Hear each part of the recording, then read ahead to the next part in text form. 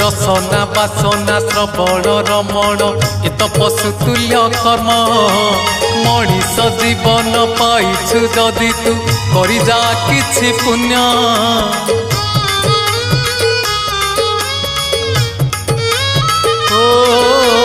रसना बासना श्रवण रमण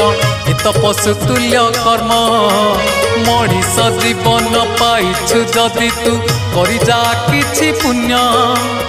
एई माटी देह बहुला गाई जोठू आसीछि जीव पड़ेई एई माटी देह बहुला गाई